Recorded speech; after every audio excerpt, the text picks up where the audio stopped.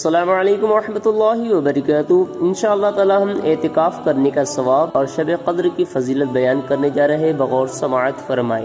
در منصور جلد نمبر 1 کی حدیث ہے، رسول اکرم صلی اللہ علیہ وسلم نے ارشاد فرمایا، جو شخص اللہ رب العزت کی رضا اور خوشنودی کے لیے ایک دن کا اعتکاف کرے گا، اللہ تعالیٰ اس کے اور جہنم کے درمیان 3 خندقیں حائل کر دے گا، جس کے درمیان کا فاصلہ مشرق اور مغرب کے فاصلے سے بھی زیادہ ہوگا۔ ام المومنین حضرت عائشہ صدیقہ رضی اللہ تعالی عنہ روایت کرتی ہے، نبی کرم صلی اللہ علیہ وسلم نے ارشاد فرمایا، جس شخص نے ایمان کے ساتھ ثواب حاصل کرنے کی نیت سے اعتکاف کیا، اس کے تمام پچھلے گناہ بخش دیے جائیں گے۔ جامع صغیر۔ امیر المومنین حضرت مولائے کائنات علی مرتضی شیر خدا کرم اللہ وجہ الکریم سے روایت ہے، محمد عربی صلی اللہ علیہ وسلم نے ارشاد فرمایا، جس نے رمضان المبارک میں 10 دن کا اعتکاف کر لیا، ایسا ہے جیسے 2 حج اور 2 عمرے کیے۔ شعب الایمان جلد نمبر 3۔ شعب الایمان کی اور ایک حدیث سماعت فرمائے، حضرت سیدنا حسن بصری رضی اللہ تعالی عنہ سے قول ہے، معتکف یعنی اعتکاف کرنے والے کو ہر روز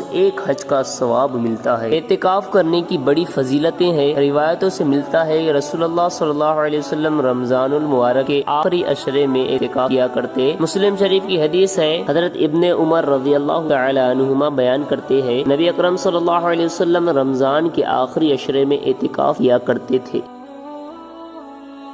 شب قدر کی فضیلت۔ اس رات کی شرافت اور قدر کے باعث اس کو شب قدر کہتے ہیں، جیسا کہ سورۃ القدر میں فرمایا، لیلۃ القدر خیر من 1000 شہر۔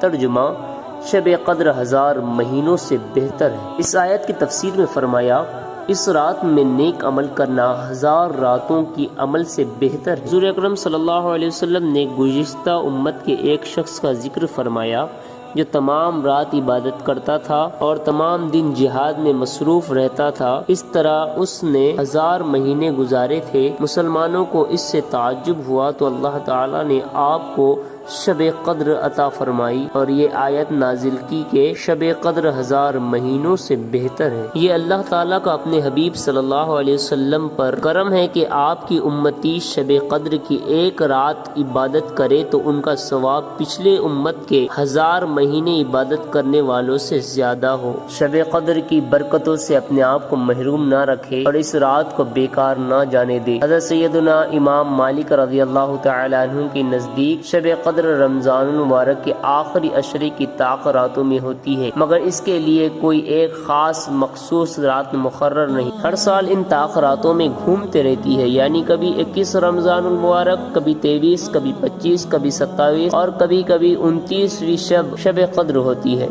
بزرگان دین، مفسرین، محدثین رحمۃ اللہ تعالی علیہ کا شب قدر کے تعین میں اختلاف ہے، تاہم بھاری اکثریت کی رائے یہی ہے کہ ہر سال شب قدر ماہ رمضان المبارک کے 27ویں شب کو ہی ہوتی ہے۔ اس رات زیادہ سے زیادہ ذکر اللہ کرے، غریبوں کا خیال کرے، صدقہ خیرات کرے، نوافل کی کثرت کرے۔ حضرت سیدنا اسماعیل حقی رحمۃ اللہ تعالی علیہ فرماتے ہیں روح البیان میں، جو شب قدر میں اخلاص نیت سے نوافل پڑھے گا، اس کے اگلے پچھلے گناہ معاف ہو جائیں گے۔